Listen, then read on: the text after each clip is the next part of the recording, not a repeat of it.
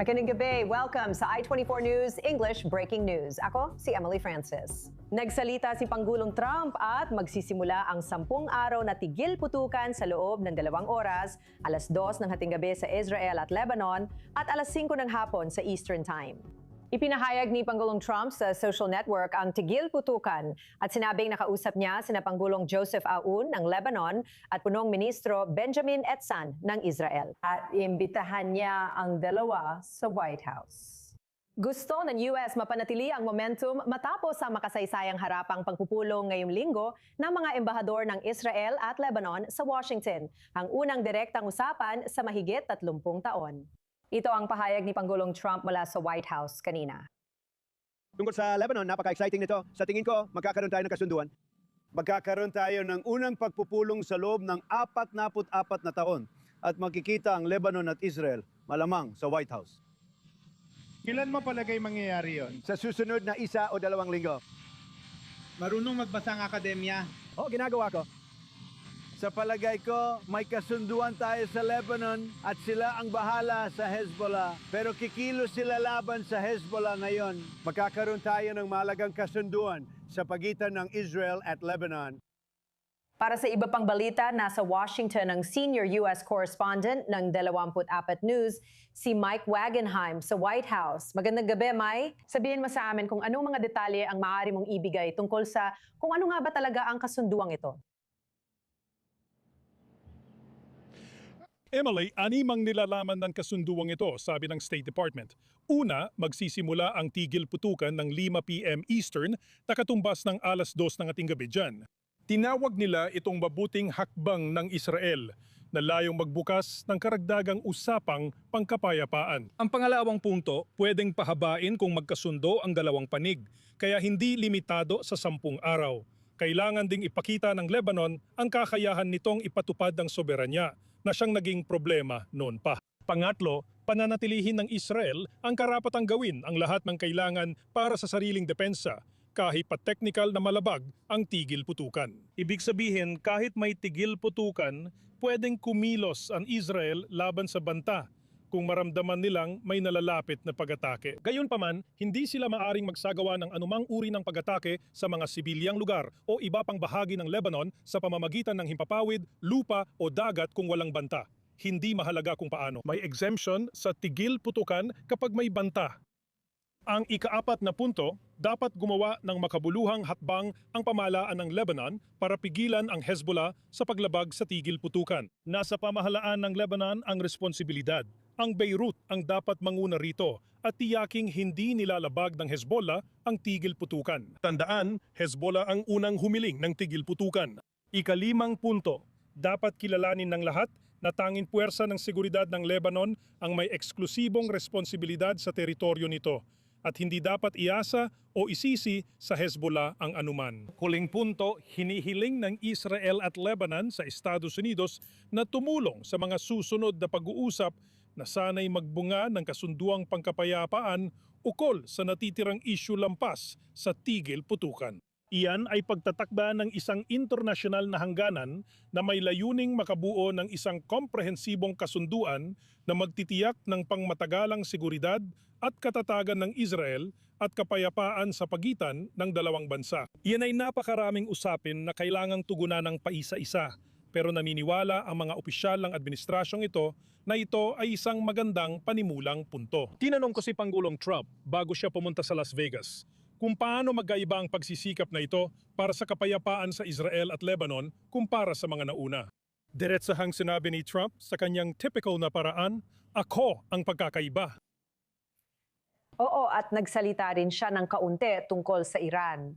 Ano ang sinabi niya tungkol sa patuloy na negosasyon sa Iran? Pakiramdam niya, positibo at umaasa pa rin siya. Si Pangulong Trump, sa kahit anong dahilan, sa kabila ng lahat ng mga hadlang sa negosasyon, ay nanatiling napaka-positibo ang tono mula noong nakakagulat na pangyayari ng linggo. Ilang linggo na ang nakalipas mula nang ibinulagan niya ito sa atin at nagsimula ang mga usapan tungkol sa tinatawag niyang bagong pamahalaan. Mula simula, nabigo ang mga pag-uusap sa Islamabad, kaya ngayon mas maraming diplomatikong paraan ang binubuksan dito. Paulit-ulit yung sinasabi na malapit na ang kasunduan. Kaunti lang ang binabago niyang salita pero kumpiyansa pa rin siya. Ngayon, may mga ulat na ang US ay umatras na mula sa posibleng kahilingan nito na walang pagpapayaman. Maring itinatanggi ng mga opisyal ng administrasyon ng mga ulat, ngunit tila may kaunting puwang sa kanilang panadalita. Tungkol sa mga maaari pang panatilihin ng Iran at kung ano ang mayroon sila, pati kung kaya nila itong panatilihin o hindi. Maaring may konting puwang pero matindi ang paninindigan ng mga opisyal ni Trump.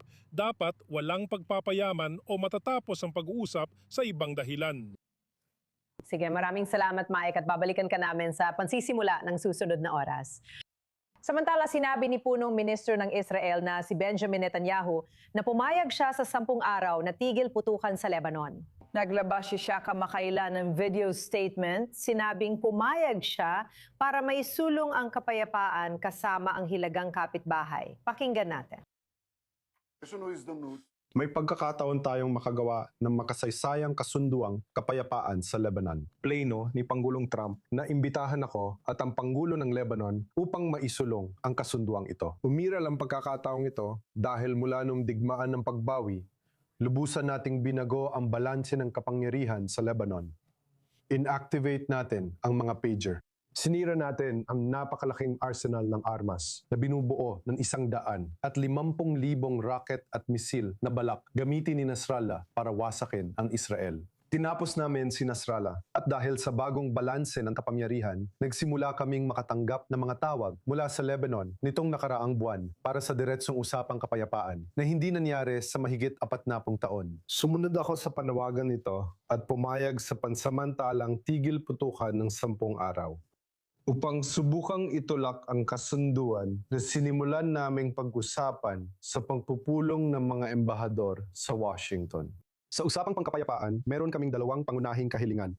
Una, Pagbidisarma ng Hezbollah, pangalawa, isang napapanatiling kasunduan sa kapayapaan, kapayapaan sa pamamagitan ng lakas. Upang makamit ang tigil putukan na ito, iginiit ng Hezbollah ang 2 kahilingan. ang una, Na ang Israel ay dapat umatras mula sa lahat ng teritoryo ng Lebanon. Ang pangalawa, isang tigil putukan kung saan ang katahimikan ay sasagutin ng katahimikan. Hindi ako pumayag sa alinman dito. Nanatili kami sa Lebanon sa isang malawak na security buffer zone. Hindi lang sa 5 punto na nandoon noong mga nakaraang buwan. Ito ay isang security buffer zone na nagsisimula sa dagat at natatapos sa paanan ng bundok Hermon at Lebanon sa hangganan ng Syria. Isang 10 kilometrong security buffer zone. Ito ang mayroon kami. Dito kami mananatili at hindi kami aalis. Ito ay nabibigay daan sa amin na mapigilan ng banta ng isang ground invasion at pati na rin maiwasan ang direktang pagdulunsad ng mga misil sa aming mga komunidad. Protektado pa rin ang mga komunidad sa hilagang hangganan mula sa mga banta. Nariyan pa rin ang mga misil at rocket na dapat nating asikasuhin. Nakausap ko si Pangulong Trump nitong nakaraang 2 araw at sinabi niya sa akin na determinado siyang ipagpatuloy ng malakihan ang blokadang pandagat sa Iran at pati na rin tiyakin ang pagbuwag ng mga kakayahang nuclear ng Iran. Ano pa ang natitira sa mga iyon? Hindi siya sumusuko at alam kong kaya niyang alisin ang mga banta tulad ng ginawa natin noon. Siyempre, aasikasuhin natin ang banta ng mga misil. Ito ay 2 malalaking proseso na maaring magbago sa ating kalagayan sa seguridad para sa mga susunod na dekada. kasama natin ngayon sa pamamagitan ng Zoom si Colonel Retiradong Dr. Jacques Nerio, dating Deputy Head ng Assessment Israel Military Intelligence. Magandang gabi sa iyo, Jacques. Magandang gabi. Alam mo, nagkaroon tayo ng isang napaka-interesanteng linggo. Pero ngayon, na mukhang kumpiyansa si Trump na may kasunduan na at mukhang papasa ito, ikaw na matagal na sa larangang ito. Kasing optimistiko ka rin ba? Tinatanong ko sa sarili ko kung bakit galit na galit ang mga naninirahan sa hilagang bahagi ng Israel sa gobyerno. Ang totoo, kinilala siya. Ibig ko sabihin, kinilala ng punong ministro na nagtagumpay siya sa paglika ng buffer zone na 8 hanggang 9 na kilometro. Pero sa totoo lang, hindi niya napigilan ang pagpapaputok ng mga misil at rocket mula sa loob ng Lebanon papunta sa hangganan at mga baryo sa hangganan. Kaya ito ay siguradong isang bagay na kailangang asikasuhin sa hinaharap. Ngayon, kung susuriin mo ang kasunduan, ibig kong sabihin, ang pagkakasaad ng kasunduan, makikita mo malinaw na walang intensyon ng Israel na manatili sa Lebanon. Kaya habang naririnig natin ang tungkol sa mga posisyon at tungkol sa isang tiyak na permanenteng presensya ng Israel sa timog na hangganan ng Lebanon, sa lalim na 8 hanggang 9 na kilometro na lumilika sa katunayan ng security zone. Kaya saan mangyayari yon? At pagkatapos ay sinabi ng punong ministro na nasira na natin ang 150,000 na rocket at misil ng Hezbollah. Sa totoo lang, ibig kong sabihin, nanatili pa rin si Hezbollah pagkatapos ng kampanya ng 2024 na may halos 50,000 na rocket at nagpapaputok siya ng halos 200 hanggang 400 na rocket kada araw sa bilis na ito. Maaari niyang napanatili ang mga posisyon ng mahigit 5 buwan. Kaya ngayon, ang mga layunin ng digmaan nung simula ay wasakin si Hezbollah at pagkatapos ay lumika ng bagong sitwasyon. Well, andiyan pa rin si Hezbollah, malakas pa rin siya sa lugar kahit na tinaman at natalo siya ng Israel, pero andiyan pa rin siya at nakaligtas. At higit pa dyan, si Hezbollah ay talagang humahadlang sa trabaho ng gobyerno at hinahamon ang gobyerno. Ang unang hamon na alam ng lahat tungkol dito ay ang embahador ng Iran na pinaalis mula sa Lebanon at sa katunayan, andyan pa rin siya sa embahada ng Iran, pinoprotektahan ni Hezbollah. Ito ang isa. At pagkatapos, nagbanta si Hezbollah sa gobyerno. Makikita ninyo pagkatapos ng digmaan, haharapin namin kayo, gobyerno, at kailangang palitan ang rehimen. Sa uli, ang layunin ni Hezbollah sa Lebanon ay hindi nagbago. Ito ay gawing isang Islamic State na gaya ng Iran ang Lebanon. At ito ang dahilan, ibig ko sabihin, isa ito sa mga dahilan kung bakit niya pinananatili ang kanyang mga armas. Pangalawang layunin ay labanan ng Israel, sakali ng Israel at tuluyang puksain ito. At ito ang ipinagmamalaki ngayon ni Hezbollah, na siya ay ibig ko sabihin inakala ng lahat na ang pumalit kay Hassan Nasrallah ay mahina.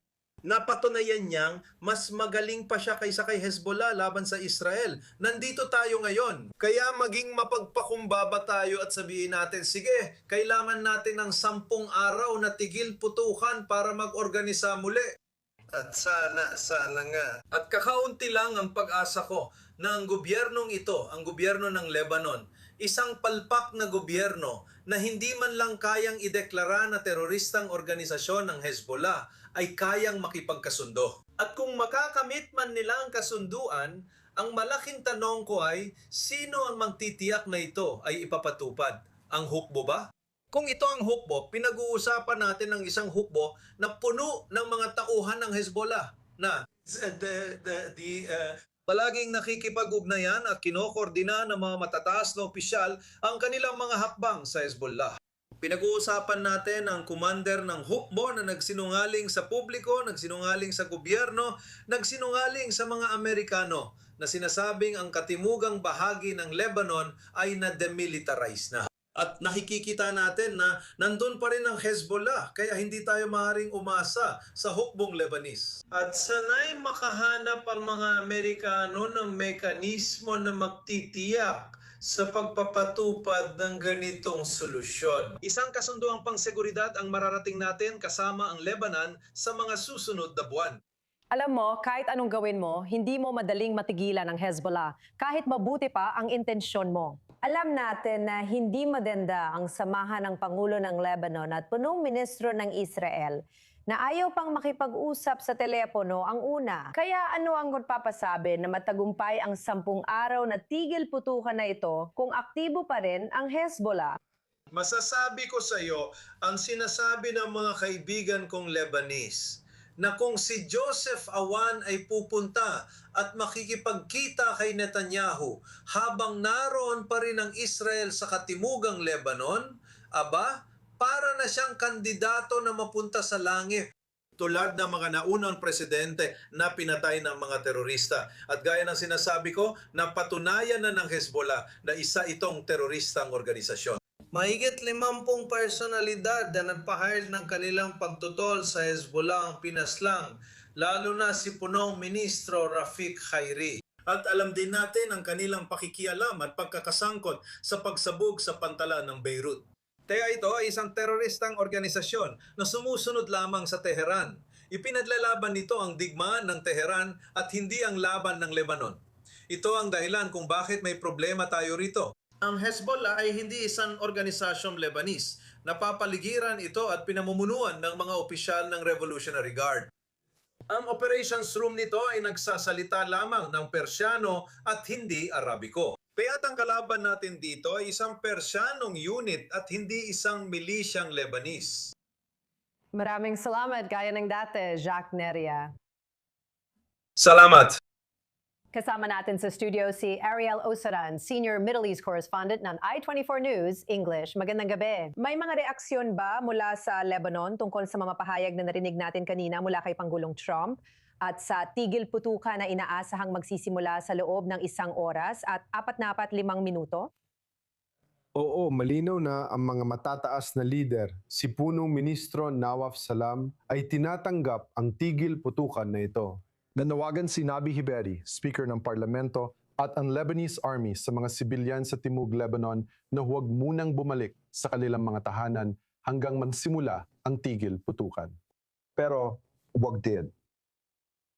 Lumapit sa alinmang lugar na nasakop ng mga puwersa ng Israel. Naririnig din natin si Hezbollah na nagsasabing susunod sila sa tigil putukan hanggat sumusunod din ang Israel. Pero ang patuloy na presensya ng mga puwersa ng Israel ay nagbibigay sa kanila ng lehitimasyon para ipagpatuloy ang kanilang paglaban. Ito ay tila isang paraan para sabihin nila na hindi sila susunod dahil mananatili ang mga puwersa ng Israel sa Timog Lebanon sa pinalawak na buffer zone na ito. Pero dapat nating ilagay ito sa tamang konteksto. Ito rin ang sinabi ng Hezbollah sa loob ng 15 buwang nakaraang tigil putukan na natapos noong Marso 2 na magpasya ang Hezbollah na magpakawala ng mga rocket sa teritoryo ng Israel. At ang nakikita natin dito ay na ang bagong tigil putukan sa Lebanon ay ibabatay sa modelo ng Nobyembre 2024. Ibig sabihin ay dalawang bagay. Una, mananatili ang puwersa ng Israel sa katimugang Lebanon. At mas malawak pa ngayon ang kanilang kinokontrol na teritoryo kaysa bago muling sumiklab ang labanan kontra Hezbollah. At magpapatuloy ang pag-atake ng Israel sa Hezbollah kahit na may tigil putukan katulad ng nakita natin sa nakaraang pagkakataon. Inanunsyo rin ito ni Punong Ministro Netanyahu at kinumpirma rin ng kagawaran ng Estado ng Estados Unidos. Sa madaling salita, bumabalik tayo sa sitwasyon noong Marso 1 bago muling umatake ang Hezbollah. Ngunit nasa mas mabuting posisyon na ngayon ang Israel. Napatay na nito ang 1,700 operatiba ng Hezbollah. Marami sa kanila ay mula sa elite na puwersang Redwan. Kasama rin dito ang mga mataas na opisyal ng IRGC at nawasak na nila ang hindi bababa sa 200 rocket launchers at libo-libong mga rocket. Kaya sa estratehikong pananaw, walang malaking pagbabago sa sitwasyon sa Timog Lebanon kumpara nung 1 buwan at kalahati nang nakalipas. Pero pagdating sa kakayahan ng Hezbollah, nakikita natin na medyo humina ang Hezbollah kumpara 6 na linggo na nakalipas. Sige, maraming salamat, Ariel. At ngayon ay kasama rin natin ang ating Senior U.S. Correspondent Owen Alterman na nasa newsroom. Hi, Owen. May dagdag na detalye ukol sa kasunduan. Ano masasabi mo tungkol dito at sa 6 na puntos? Emily, maganda ang kasunduang ito para sa Israel. May mga salitang nagpapanatili ng kalayaan ng pagkilos ng militar ng Israel laban sa anumang planado, nalalapit o kasalukuyang pag-atake o banta. Emily, malawak ang saklaw ng mga ito. Ngayon, kahit malawak ang mga salita, nililimitahan pa rin ito ng mga sitwasyon. Kung Israel ay nasa diplomatikong prosesong pinapamagitan ng Estados Unidos at inilulutang ni Donald Trump ang ideya ng pagbisita sa White House ng mga lider ng dalawang bansa, ito'y magiging malaking limitasyon para sa militar ng Israel kahit mas malaya silang kumilos batay sa mga salita. Ito ay negosasyon ng dokumento at naroon ang mga salitang iyon na pabor sa Israel. Sa diplomasya, Kadalasang ginagamit ang salitang kapayapaan, ngunit wala ang normalisasyon. Maaring hindi matanggap ito ng mga Lebanese. Gayunpaman, ang ideya ng isang komprehensibo at pangmatagalang kasunduang pangkapayapaan ay maganda mula sa pananaw ng Israel, kahit di ako sigurado kung tahasang ginamit ang salitang pangmatagalan, pero ipinahihiwatig ito. At syempre, Emily, yan din ang inaasahan mula sa pananaw ng Lebanon. Sa palagay ko, malinaw sa Israel at pamahalaan nito ang layunin, mapanatili ang kalayaan sa pagkilos ng militar ng Israel, hindi sa antas ng isang matinding kampanya. Hindi kailangan tulad ng nakita natin sa nakaraang 7 linggo o noong taglagas ng 2024. Pero gaya ng sabi ni Ariel, para mapanatili ang kalayaan ng pagkilos mula sa katapusan ng Nobyembre 2024 sa ilalim ng kasunduang yon hanggang sa simula ng kampanyang ito. Kasabay nito, ipagpatuloy ang diplomasya sa Lebanon, Emily, upang aktibong labanan ng Israel ang Hezbollah. Sa kabilang banda, layunin ang ganap na normalisasyon ng ugnayan sa Lebanon. Di tiyak kung makakamit ito ng Israel, pero iyon ang direksyon. At magiging mahirap, malinaw naman kung tutuusin, para sa gobyerno ng Lebanon na tanggapin ang ganitong uri ng kasunduan. Pero sa huli, Emily, ito ay isang gobyerno ng Lebanon na tulad ng Israel ay gustong mawala ang Hezbollah at gustong mapabilang sa orbit ng US. Lahat ay malinaw based sa nakita natin nitong 2 linggo. Kaya maaring kahit hindi pa nila kayang aminin ng direkta ngayon, maaring nakikita rin nila ang package na ito bilang bahagi ng kanilang layunin. Sige, maraming salamat, Owen. Tulad ng nabanggit ko kanina, tuloy pa rin ang mga alerto at sirena sa Hilagang Israel. At nandun na nating I-24 News English correspondent Balair Sladin. Magandang gabi sa iyo. Alam ko may mga nangyari pa rin kahit matapos ang anunsyo ni Pangulong Trump. Ikwento mo pa. Oo, wala pang 2 oras bago ang tigil putukan na tumitindi ang mga pag-atake ng Hezbollah sa Hilagang Israel. Ilang minuto lang ang lumipas, may bugso ng mga rocket sa Lower Galilee, pati na rin ang Carmiel, isa sa pinakamalalaking lungsod doon at mga kalapit na bayan. Walang pinsala at walang nasawi o nasaktan sa pambobomba. Bago nito, 10 rocket na ang pinakawalan papuntang Western Galilee. At doon din walang pinsala, walang nasawi dahil doon. At sa pagitan ng mga yon, sa totoo lang nagkaroon. Ilang drone din ang na-intercept matapos pakawalan ng Hezbollah. Sinasabi namin ang pagtataya ng IDF ilang oras nang nakalipas na maaring dagdagan ng Hezbollah ang kanilang mga pag-atake ay tila siyang nangyayari ngayon. Maghihintay tayo hanggang huling minuto at titingnan ang mangyayari, pero tanong pa rin kung ano ang susunod. Dahil nakikita natin na mananatili talagang Israel sa timog ng Lebanon. Lumawak ng buffer zone hindi lang doon sa 5 puntos na nakuha mula noong Enero 2025, kundi mas malawak pa ang pinag-uusapan nating buffer zone. Kasama rin ang mga pag-atake ng Israel na posibleng tumarget sa Hezbollah operatiba sa buong timog at iba pang bahagi ng Lebanon. Tulad ng naganap mula pa noong Nobyembre 2024, ito ng ating bagong realidad o matagal nang bagong realidad. At ang tanong muli kung tutugon ba ang Hezbollah kung magpapatuloy ang mga ganitong pangyayari. Sa ngayon, nagbabanta sila na ganito nga ang mangyayari. Hintayin natin at tingnan kung ano ang gagawin nila sa susunod na 10 araw ng tigil putukan. Alam mo, tulad ng alam natin, hirap pa rin ang mga residente sa Hilagang Israel mula Oktubre 7 hanggang ngayon. At marami ang hindi pa nakakauwi. Ano ang mga reaksyon mula sa mga alkalde, iba pang lokal na lider at iba pa tungkol dito at sa tiwala na balang araw ay makakabalik sila sa dati nilang pamumuhay? Oo, tama. Pinakapangunahing layunin nila ay makapamuhay sa Hilaga kahit malapit sa hangganan nang walang banta mula sa Hezbollah. At ngayon, matapos ang anunsyo ng tigil putukan, nakita natin ang mga komento mula sa mga pinuno ng lokal na konseho at pati na rin ang tagapangulo ng forum ng mga pamayanang nasa hangganan. Binitawan niya ang matitinding salita laban sa kasunduan. Aniya ang mga kasunduan ay pinipirmahan sa Washington ng mga opisyal na nakakurbata, ngunit ang kapalit ay dugo at pagkawasak ng mga tahanan at komunidad. Dito, idinagdag din niya ng tinatawag na tigil putukan na hindi kasamang paggamit ng nakamamatay na puwersa laban sa Hezbollah para sa anumang paglabag at isang security zone na walang terorismo hanggang sa litani ay hindi isang tagumpay sa politika. Ito ay isang hatol ng paghihintay sa susunod na masaker. Makikita sa mga komento na karamihan ng residente ay tutol sa hakbang na ito. Sa ngayon nakikita natin na kahit papaano sa aktual na sitwasyon, nagpapatuloy ang mga bagay-bagay pero pati na rin sa larangan ng diplomasya ngayon. Salamat Balir at salamat din sa lahat sa panonood ng espesyal na edisyon ng E24 News English. Ako si Emily Francis, magkikita tayo muli para sa iba pa mga updates sa pagsapit ng susunod na oras.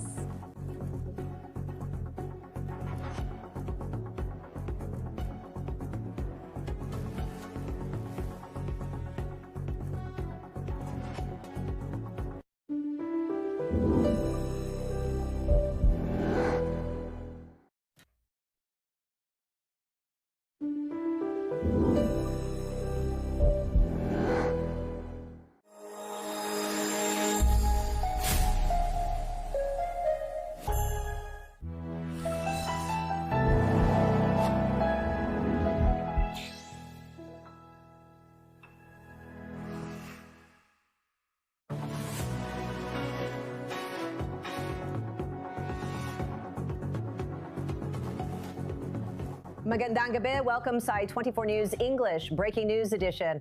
Ako si Emily Francis. Nagsalita si Pangulong Trump at ipatutupad ang 10 araw na tigil-putukan sa loob ng 2 oras simula alas 2 ng hating gabi sa Israel at Lebanon at alas 5 ng hapon sa Eastern Time.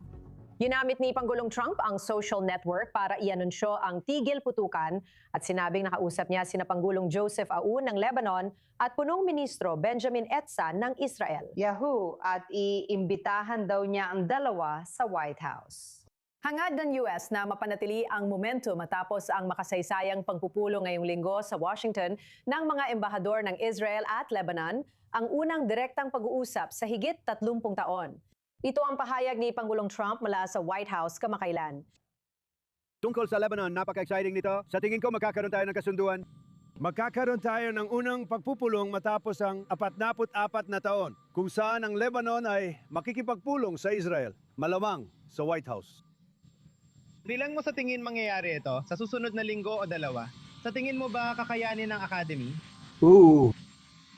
Sa tingin ko, magkakaroon tayo ng kasunduan sa Lebanon at sila na ang bahala sa Hezbollah. Pero Negatar, kikilos na sila laban sa Hezbollah ngayon. Mayroon tayong mahalagang kasunduan sa pagitan ng Israel at Lebanon. Para sa dagdag balita, nasa Washington tayo kasama ang senior US correspondent ng 24 News, si Mike Wagenheim sa White House. Magandang gabi, Mike. Sabihin mo sa amin kung anong mga detalye ang maaari mong ibahagi tungkol sa kung ano nga ba talaga ang kasunduang ito. Emily, ayon sa State Department, may 6 na punto ang kasunduang ito. Una, ang tigil putukan ay magsisimula ng 5 p.m. Eastern o alas 2 ng ating gabi sa inyo. Tinawag nila itong isang kilos ng mabuting loob ng Estado ng pamahalaan ng Israel at layunin nitong bigyang daan ang karagdagang usapang pangkapayapaan. Ikalawa, maari itong pahabain sa mutual na kasunduan, kaya hindi lang 10 araw, ngunit dapat ipakita ng Lebanon ang kakayahan nitong igiit ang soberanya nito na siyang naging problema noon pa. Pangatlo, pananatilihin ng Israel ang karapatan nitong gawin ang anumang hakbang para sa sariling depensa kahit pa technical na lumalabag ito sa tigil putukan. Ibig sabihin kung maramdaman ng Israel na may nalalapit na pag-atake o banta, kahit may umiiral na tigil putukan, maari pa rin silang gumawa ng mga hakbang para alisin ang banta na yon. Hindi sila pwedeng umatake sa mga sibilyang lugar sa Lebanon o iba pang lugar, sa himpapawid, lupa o dagat kung walang banta, kahit anong paraan. May exemption sa tigil putukan kung may banta.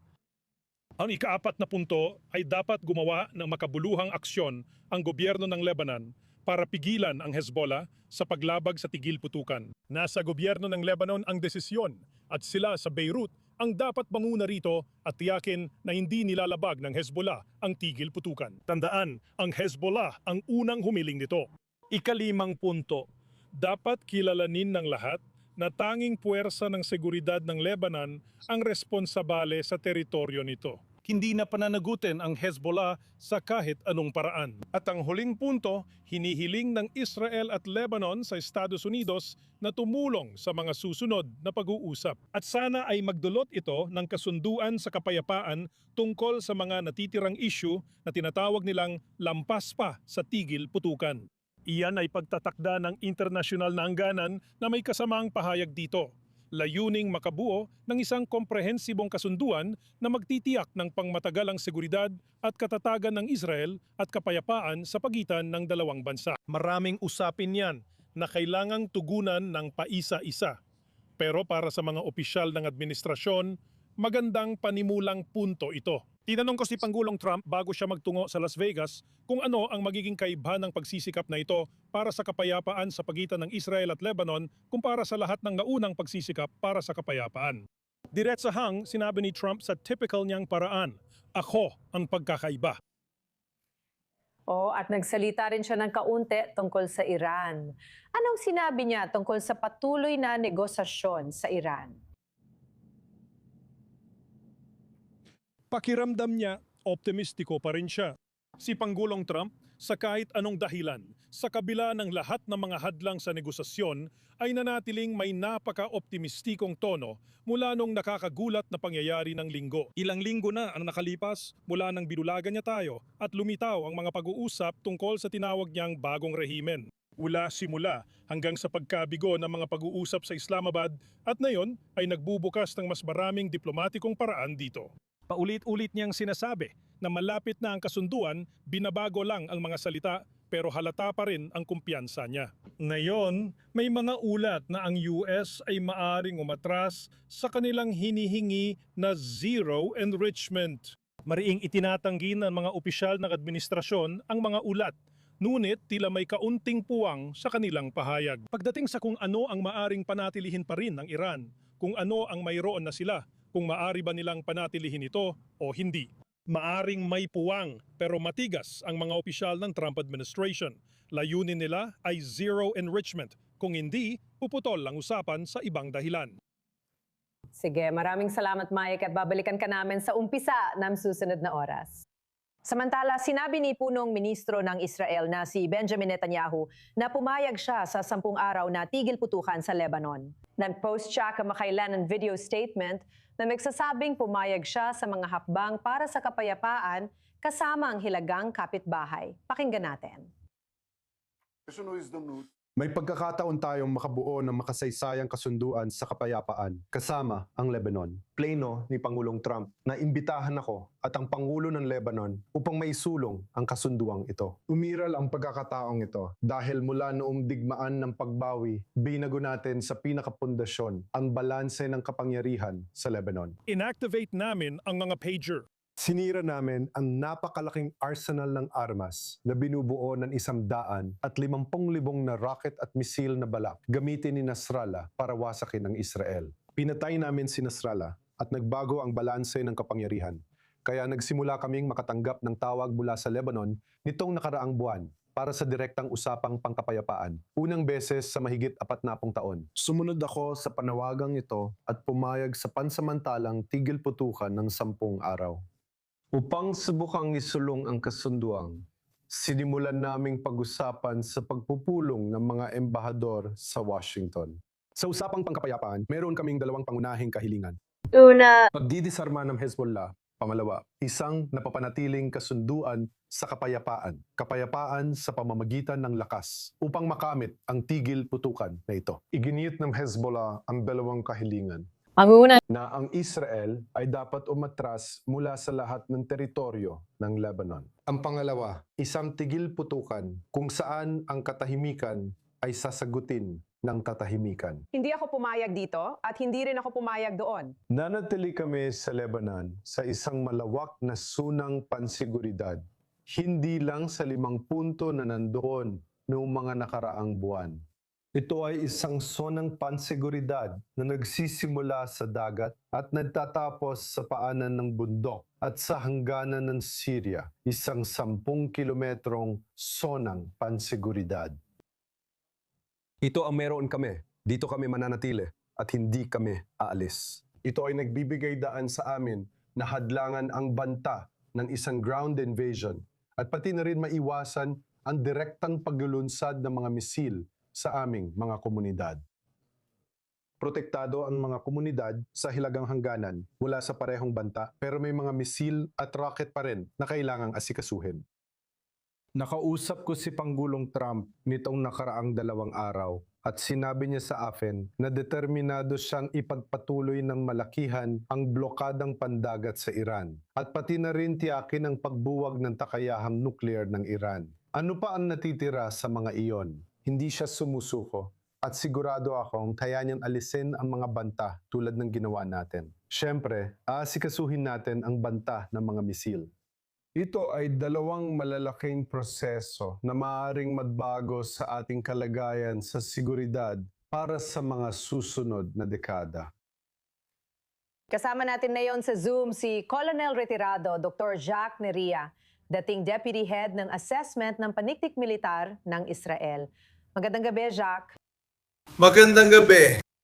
Alam mo, nagkaroon talaga tayo ng isang napaka-interesanteng linggo. Pero ngayon, na mukhang kumpiyansa si Trump na may kasunduan na at mukhang papasa ito. Ikaw na matagal na sa laranang ito, kasing optimistiko ka rin ba?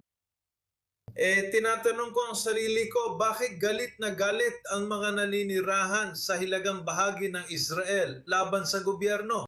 Ang totoo niyan, inamin niya ito. Ibig ko sabihin, kinilala ng punong ministro na nagtagumpay siya sa paglikha ng buffer zone na 8 hanggang 9 na kilometro. Pero sa totoo lang, hindi niya itinigil ang pagpapaputok ng mga misil at rocket mula sa loob ng Lebanon papunta sa hangganan at mga baryo sa hangganan. Kaya ito ay siguradong isang bagay na kailangang asikasuhin sa hinaharap. Ngayon, kung susuriin mo ang kasunduan, ang ibig ko sabihin ang mga salita sa kasunduan, makikita mong malinaw na walang intensyon ng Israel na manatili sa Lebanon.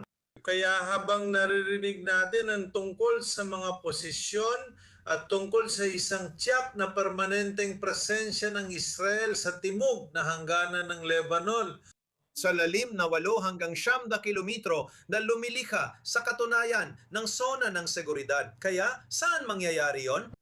At pagkatapos ay sinabi ng punong ministro na nasira na natin ang 100 at 50,000 na rocket at misil ng Hezbollah. Sa totoo lang, ibig kong sabihin na natili pa rin ang Hezbollah pagkatapos ng kampanya ng 2024 na may halos 50,000 na rocket at nagpapaputok siya ng halos 200 hanggang 400 rocket bawat araw. Sa bilis na ito, maaari niyang mapanatili ang mga posisyon ng mahigit 5 buwan. Kaya ngayon, ang mga layunin ng digmaan noong una ay wasapin si Hezbollah. At pagkatapos ay lumikha ng bagong sitwasyon. Well, andyan pa rin si Hezbollah, malakas pa rin siya sa lugar kahit na tinamaan at natalo siya ng Israel, pero andyan pa rin siya at nakaligtas. At higit pa dyan, si Hezbollah ay talagang humahadlang sa trabaho ng gobyerno at hinahamon ang gobyerno. Ang unang hamon na alam ng lahat ay ang embahador ng Iran na pinaalis mula sa Lebanon at sa katunayan ay andyan pa rin sa embahada ng Iran na pinoprotektahan ni Hezbollah. Ito ang isa. At pagkatapos, nagbanta si Hezbollah sa gobyerno. Kaya makikita mo, pagkatapos ng digmaan, kailangan naming harapin kayo, gobyerno, at palitan ng rehimen. Sa huli, hindi nagbago ang layunin ni Hezbollah sa Lebanon. Ito ay gawing isang Islamic State na gaya ng Iran ang Lebanon. At ito ang dahilan, ibig kong sabihin, isa ito sa mga dahilan kung bakit niya pinananatili ang kanyang mga armas. Ang pangalawang layunin ay siyempre labanan ng Israel at sikilin ng Israel at tuluyang alisin ng Israel. At ito ang ipinagmamalaki ngayon ni Hezbollah, na meron siya, ibig ko sabihin, akala ng lahat ng kumalit kay Hassan Nasrallah ay isang kapritsyo lang. Napatunayan niyang mas magaling pa siya kaysa kay Hezbollah sa paglaban sa Israel. Dito tayo ngayon. Kaya maging mapampakumbaba tayo at sabihin natin, sige, kailangan natin ng 10 araw na tigil putukan para mag-organisa muli. At umasa tayo.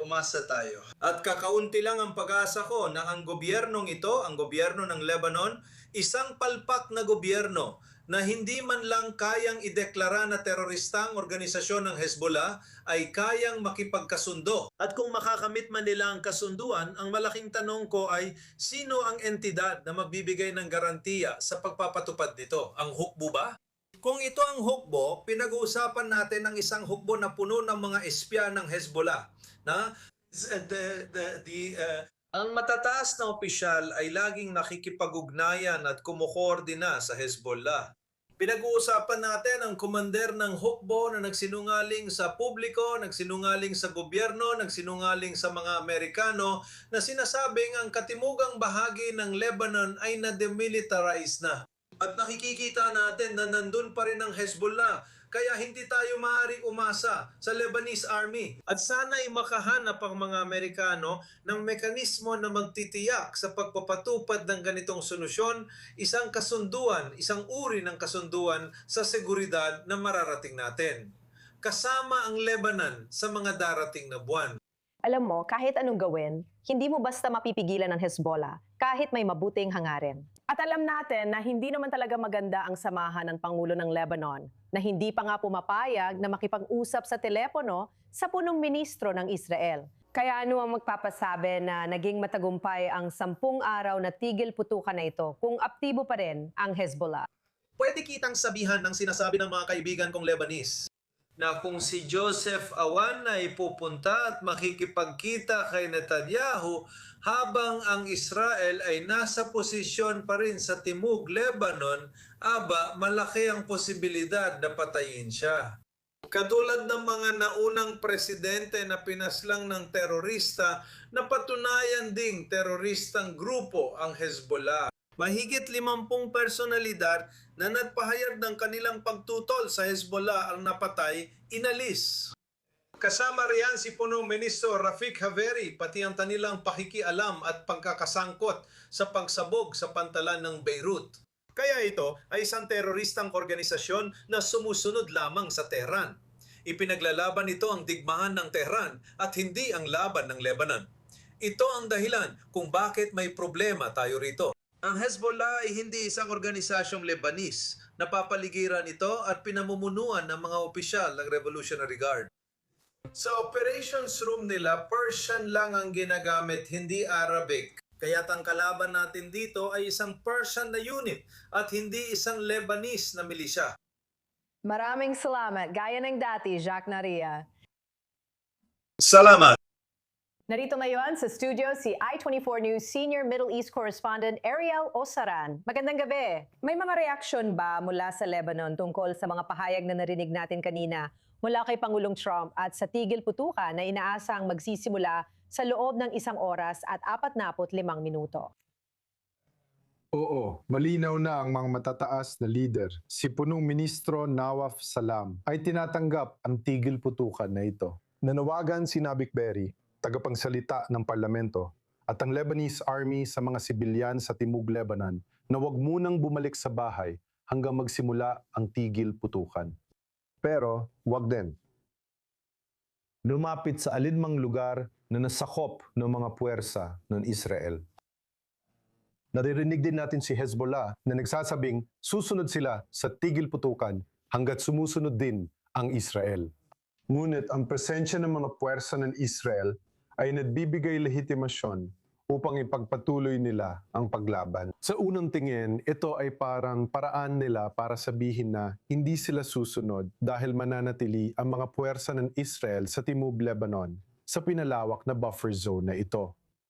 Pero dapat nating ilagay sa tamang konteksto ang mga bagay. Ito rin ang sinabi ng Hezbollah sa loob ng 15 buwan na nakaraang tigil putukan na natapos noong Marso 2 na magpa siyang Hezbollah na magpakawala ng mga rocket sa teritoryo ng Israel. At ang nakikita natin dito ay na ang bagong tigil putukan sa Lebanon ay ibabatay sa modelo ng Nobyembre 2024. Ibig sabihin ay 2 bagay. Una, mananatili ang mga puwersa ng Israel sa katimugang Lebanon at sa katunayan sa mas malawak pang teritoryo kaysa dati bago muling sumiklab ang labanan laban sa Hezbollah. at magpatuloy ang pag-atake ng Israel sa Hezbollah kahit na may tigil putukan katulad ng nakita natin sa nakaraang yugto. Inihayag ito ni Punong Ministro Netanyahu at kinumpirma ng US State Department. Kaya sa madaling salita, bumabalik tayo sa kalagayan noong Marso 1, ang araw bago muling nagsimula ang pag-atake ng Hezbollah. Ngunit, napunta ang Israel sa mas mabuting posisyon. Napatay na nito ang 1,700 operatiba ng Hezbollah. Marami sa kanila ay mula sa mga piling puwersang Red One. Kasama rin dito ang mga senior na commander ng IRGC at nawasak na nila ang hindi bababa sa 200 panglunsad ng rocket at libo-libong mga rocket. Kaya sa estratehikong pananaw, walang malaking pagbabago sa sitwasyon sa Timog Lebanon kumpara noong 1 buwan at kalahati na ang nakalipas. Pero pagdating sa kakayahan ng Hezbollah, nakikita natin na medyo humina ang Hezbollah kumpara 6 na linggo na ang nakalipas. Sige, maraming salamat, Ariel. At ngayon ay kasama rin natin ang ating senior US correspondent Owen Alterman na nasa newsroom. Hi Owen! May dagdag na detalye na tungkol sa kasunduan. Ano masasabi mo rito at sa 6 na puntos? Emily, maganda ang kasunduang ito para sa Israel. May mga salita rito na nagpapahintulot sa militar ng Israel na kumilos laban sa anumang nakaplanong, nalalapit o nagpapatuloy na pag-atake o banta. Emily, malawak talaga ang saklaw ng mga iyon. Ngayon, maaring malawak ang mga salita, pero nalilimitahan pa rin ng sitwasyon. Kung ang Israel ay nasa diplomatikong proseso sa pangunguna ng Estados Unidos at si Donald Trump ay nagmumungkahi ng pagbisita ng mga lider ng dalawang bansa sa White House, magiging limitasyon ito sa militar ng Israel kahit na mas malaya silang kumilos ayon sa mga salita. Ito ay negosasyon ng dokumento at nandoon ang mga salitang iyon maganda para sa Israel. Sa diplomasya, kadalasang ginagamit ang kapayapaan pero wala ang normalisasyon. Baka hindi yon katanggap-tanggap sa mga Lebanese. Pero gayunpaman, ang ideya ng isang komprehensibong pangmatagalan, hindi ko alam kung ginamit talaga ang salitang pangmatagalan doon, pero ipinapahiwatig na ito ay kasunduan para sa kapayapaan. Napakagandang pananalita yon mula sa pananaw ng Israel. At Emily, iyan din ang inaasahan mula sa pananaw ng Lebanon. Sa tingin ko, malinaw para sa Israel at pamahalaang Israeli ang layunin. Mapanatili ang kalayaang kumilos ng militar ng Israel hindi sa antas ng isang matinding kampanya. Hindi kailangan gaya ng nakita natin nitong 7 linggo o nung taglagas 2024. Pero para mapanatili, gaya ng sabi ni Ariel, ang kalayaang kumilos na umiiral mula sa kasunduang iyon mula katapusan ng Nobyembre 2024 hanggang simula ng kampanyang ito. Kasabay nito, ipagpatuloy ang diplomasya sa Lebanon kung saan ang layunin, Emily, ay aktibong nilalabanan ng Israel ang Hezbollah. Sa kabilang banda, layunin ang normalisasyon sa Lebanon. Hindi pa tiyak kung makakamit ito ng Israel, pero yon ang patutunguhan. Mahihirapan talaga ang gobyerno ng Lebanon na tanggapin ang ganitong uri ng kasunduan. Sa huli, Emily, ang gobyerno ng Lebanon, tulad ng Israel, ay gustong mawala ang Hezbollah at mapabilang sa impluensya ng US. Napakalinaw niyan based sa lahat na nakita natin itong nakaraang 2 linggo. Kaya maaaring kahit hindi pa nila kayang aminin o sabihin ng direkta ngayon, maaaring nakikita rin nila ang panukalang ito bilang isa rin nilang layunin. Sige, maraming salamat, Owen. At gaya ng nabanggit ko, ilang minuto na ang nakalipas, may mga alerto at sirena pa rin sa hilagang Israel. At nandoon ang ating 24 news correspondent na si Balaer Sladen. Magandang gabi sa iyo. Naiintindihan ko na may ilan pa rin kahit pagkatapos ng anunsyo ni Pangulong Trump. Pakikwento pa. Oo, wala pang 2 oras bago ang tigil putukan. Nakikita natin na pinapataas ng Hezbollah ang kanilang mga pag-atake sa iba't ibang bahagi ng hilagang Israel. Ilang minuto lang ang lumipas, may sunod-sunod na pag-atake sa Rakshuad, Lower Galilee, Carmel area, isa sa pinakamalalaking lungsod at kalapit bayan sa Lower Galilee. Walang pinsala o nasawi sa pag-atake niyon. Bago pa nito, 10 rocket ang inilunsad sa Western Galilee. At doon din walang pinsala, walang nasawi bilang resulta noon. At sa pagitan ng mga iyon, sa totoo lang may ilang drone din na na-intercept matapos pakawala ng Hezbollah. Sinasabi namin ang pagtataya na inilabas ng IDF ilang oras nang nakalipas na maaring dagdagan ng Hezbollah ang kanilang mga pag-atake ay tila siyang nangyayari ngayon. Kaya maghihintay tayo hanggang sa huling sandali at titingnan ang mangyayari. Pero ang tanong, ano ang susunod pagkatapos noon? Dahil sinasabi natin na mananatili talaga ang Israel sa timog ng Lebanon. Lumawak ang buffer zone, hindi lang doon sa 5 lugar na nasakop mula noong Enero 2025, kundi pinag-uusapan natin ang mas malawak na buffer zone. Kasama rin ang mga pag-atake ng Israel na posibleng tumarget sa mga operatiba ng Hezbollah sa buong timog ng Lebanon at malamang sa buong Lebanon din. Simula pa noong Nobyembre 2024, ito na ang bagong realidad o tinatawag nating lumang bagong realidad. At ang tanong muli kung tutugon ba ang Hezbollah kung magpapatuloy ang mga ganitong pangyayari. Sa ngayon nagbabanta sila na ganito nga ang mangyayari. Hintayin natin at tingnan kung ano ang gagawin nila sa loob ng 10 araw ng tigil putukan. Alam mo, at gaya ng alam natin, ang mga residente sa Hilagang Israel ay nahirapan mula Oktubre 7 hanggang ngayon at marami pa rin ang hindi nakakauwi sa kanilang tahanan. Ano ang mga reaksyon ng mga alkalde, iba pang lokal na lider at iba pa tungkol dito at ang tiwala na balang araw ay makakabalik sila sa dati nilang pamumuhay? Oo, tama. Pangunahin talaga nilang layunin ay makapamuhay sa Hilaga kahit malapit sa hangganan ng walang banta mula sa Hezbollah. At ngayon, matapos ang anunsyo ng tigil putukan, nakita natin ang mga pahayag mula sa mga pinuno ng lokal na konseho at pati na rin ang tagapangulo ng Conflict Line Forum. Sinabi niya talaga ang matitinding salita laban sa kasunduan. Sinabi niya na pinirmahan ang mga kasunduan kasama si Atay sa Washington, ngunit ang kapalit ay dugo, wasak na tahanan at mga komunidad na nagkawasakwatak.